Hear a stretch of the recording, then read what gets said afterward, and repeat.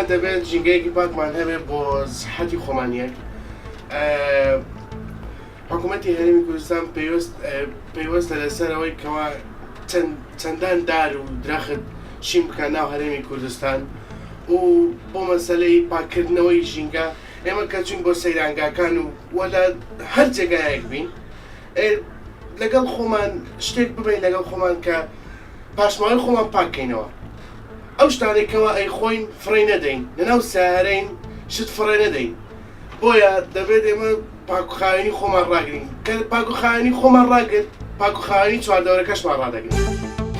ڕای من لە ڕووی یاساییەوە دەبیت زادان هەبیت بۆوانەی ژینگەی تێک دەدەن و ژینگەی پیس دەکەن بۆ ئەوەی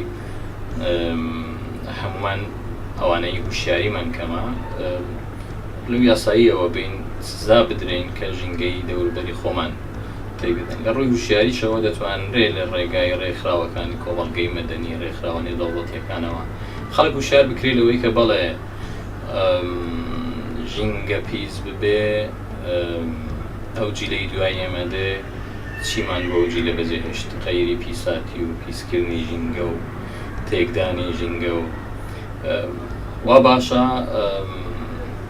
حکوومەت و خەڵک پێکەوە دەست لە ناودەستێک بنین بۆ ئەوەی بتوانین ژینگەیەکی لەبار و ڕێک و جوان بۆنەوەی دوای خۆمان بەجێبێڵین. ئەس وەک هەواڵەتیەکێ خەڵکی دووکێ حەزکەم سەلام ئەم هەمی پێک بێت هۆی کار بین بۆ پاخشکردنەوە ژینگە هەیە. ڕاستە ژینگە مەسەلەن زیاتر بسەر خەلکی مەبێ مەسەلەن ئەم ژینگە پارێزین وەک ئەرکێک سەر ملکێ مەسەلەن هەواڵە سەر ملێت هەواڵەتیە بۆ ژینگە هەمە پیس نەکەن بەس ئەم ژینگەیە پێک بێ پارێزین بەس ئەرکێکێ باکە سەن وەک هاریکاریەک حکومەتیش مەسەلەن چێن مثلا کەس کاتیە زێدە بچینن مثلا چاندنا دارا ئەوژی پاخشتنە سەر ملت حکومەتێ. زۆر سپاس.